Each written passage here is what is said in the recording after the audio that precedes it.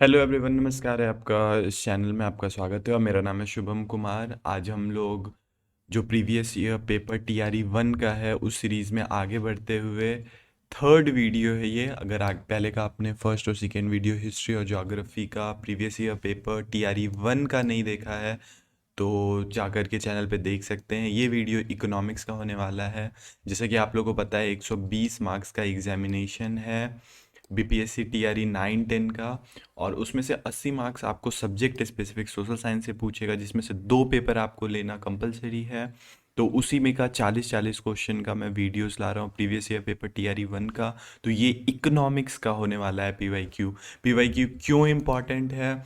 क्योंकि most of the questions देखा गया है उसी पैटर्न पे रहते हैं और उसी में से पूछे हुए रहते हैं 5 से 10 क्वेश्चन। मैं अपने बारे में बता दूं, मेरा नाम शुभम कुमार है। मैं रैंक 15 हासिल किया हूँ टीआरई टू में, और ये हमारे टीजीटी सोशल साइंस मेरा हो गया है और 127 मार्क्स है मेरा सीटेट में। तो आगे बढ़ते हैं, हम लोग क्वेश्चन की तरफ बढ़ते हैं। तो इकोनॉमिक्स का पहला क्वेश्चन है। अगर आप लोगों को वीडियो अच्छा लगेगा तो प्लीज़ चैनल को सब्सक्राइब कर लीजिए एंड बेल आइकन लगा दीजिए और दोस्तों के साथ प्लीज़ शेयर भी कीजिए। तो सबसे पहला क्वेश्चन है, देशों के मध्य विकास की तुलना का मुख्य गुणांक है। तो इसका आई है आंसर। अगला प्रश्न, अर्थव्यवस्था में तृतीय श्रेणी का उद्योग और क्या कहलाता है? इसका आंसर है सेवा क्षेत्र। अगला प्रश्न, औसत आय और भी किस नाम से जानी जाती है? इसका आंसर है प्रति व्यक्ति आय। मनरेगा 2005 के अंतर्गत सरकार द्वारा ग्रामीण बेरोजगारों को एक वर्ष में कितने कार्य दिवस की योजना रोजगार की गारंटी दी जाती है? तो इसका आंसर है 100 दिन की। मानव विकास रिपोर्ट किस संगठन द्वारा प्रकाशित किया जाता है? इसका आंसर है यूएनडीपी। अगला प्रश्न, भारत में बैंक अपनी जमा का कितना प्रतिशत धन नकदी के रूप में रख सकती है? तो इसका प्रश्न है, इसका उत्तर है 15%।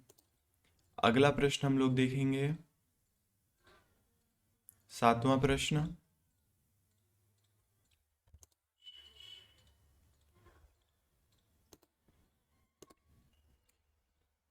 निम्नलिखित में से कौन सा विकल्प वैश्वीकरण को इंगित करता है?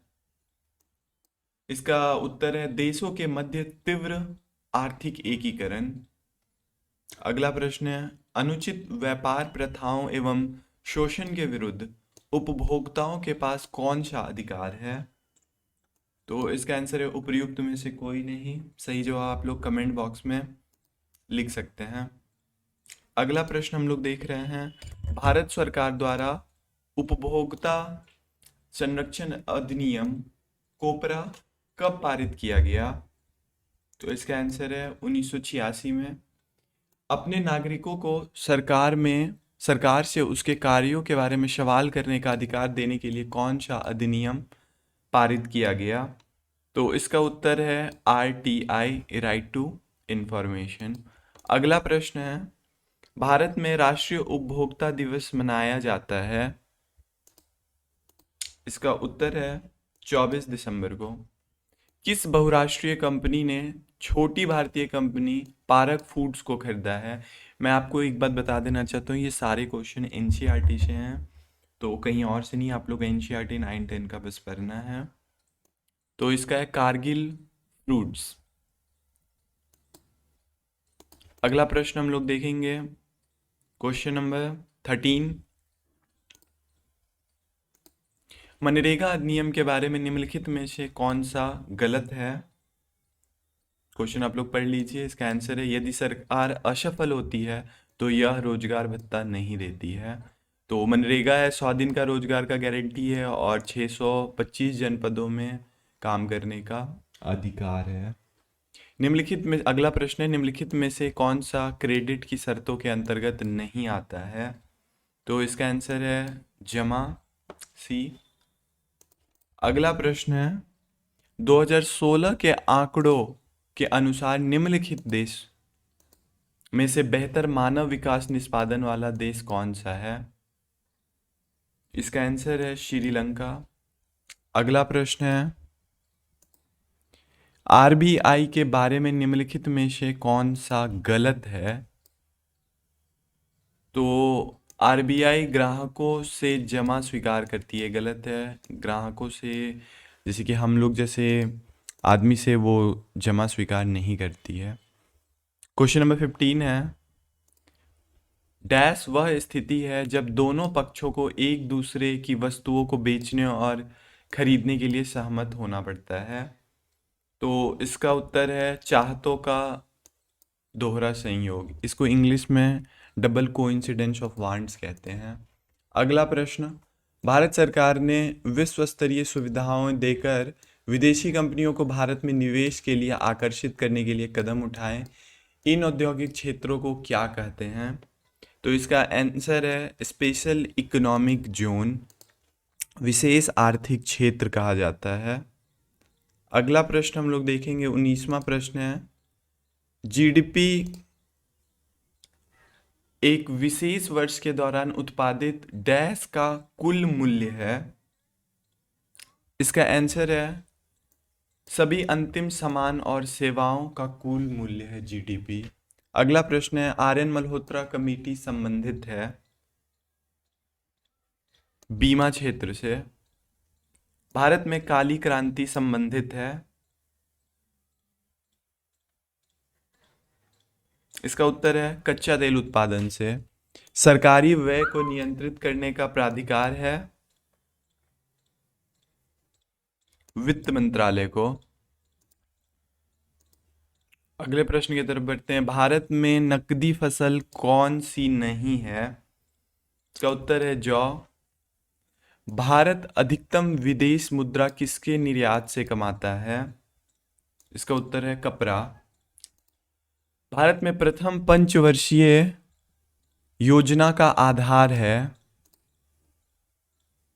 इसका उत्तर है हारोड दामोदर मॉडल, डोमर मॉडल। निम्नलिखित में से कौन सा एक राष्ट्रीय खाद्य सुरक्षा मिशन में शामिल नहीं है? इसका उत्तर है तिलहन। अगले प्रश्न की तरफ हम लोग बढ़ते हैं, प्रश्न नंबर 27, नीति आयोग अस्तित्व में कब आया? इसका उत्तर है 1 जनवरी 2015। प्रधानमंत्री किसान सम्मान निधि योजना किस तारीख से शुरू की गई थी? इसका उत्तर है 1 फरवरी 2019। भारत की पहली स्वदेशी एंटी रेडिएशन मिसाइल का नाम है?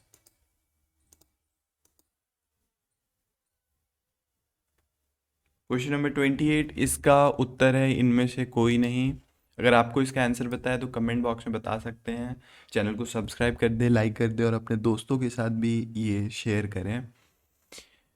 आपको अगर इसका पीडीएफ चाहिए तो मेरे टेलीग्राम और व्हाट्सएप से जुड़ सकते हैं, वहाँ पे आपको पीडीएफ मिल जाएगा। गरीब रेखाओं को निर्धारित करने के लिए कौन सा संगठन सर्वेक्षण करता है? नीति आयोग। अगला प्रश्न है, भारत का 13वां प्रधान बंदरगाह किस राज्य में स्थापित किया जाने वाला है? इसका उत्तर है महाराष्ट्र। गुलाबी क्रांति संबंधित है प्याज उत्पादन से। भारत में किस वर्ष रेल बजट को आम बजट में मिला दिया गया था? इसका उत्तर है 2017। रॉबिनहुड प्रभाव निम्नलिखित में से किससे संबंधित है? इसका उत्तर है आय पुनर्वितरण से। अगला प्रश्न हम लोग देखेंगे, प्रश्न नंबर 35, डेयरी उद्योग आर्थिक गतिविधियों के किस क्षेत्र में आता है? इसका उत्तर है प्राथमिक क्षेत्र। भारत ने किस पंचवर्षीय योजना के दौरान मिश्रित अर्थव्यवस्था को अपनाया? इसका उत्तर है द्वितीय पंचवर्षीय योजना। भारत के संविधान में पंचवर्षीय योजनाओं की अवधारणा किस देश से ली गई है? तो इसका उत्तर है रूस से ली गई है। ऑप्शन नंबर ए रूस। खुले बाजार की क्रिया ओपन मार्केट ऑपरेशन किस नीति के अंतर्गत है? इसका उत्तर है ई उपर्युक्त में से कोई नहीं। अगला प्रश्न वस्तुओं के आयात एवं निर्यात पर लगाया जाने वाला कर किस नाम से जाना जाता है? इसका उत्तर है ए सीमा शुल्क। आखिरी क्वेश्चन, भारत में बैंकों का राष्ट्रीयकरण हुआ था 1969 में। अगर ये वीडियो अच्छा लगा तो चैनल को सब्सक्राइब एंड लाइक कर दे, दोस्तों के साथ भी शेयर करें। और हम लोग के टेलीग्राम, अगर ये पीडीएफ आपको डाउनलोड करना है तो हम लोग के टेलीग्राम चैनल से जुड़ जाएं।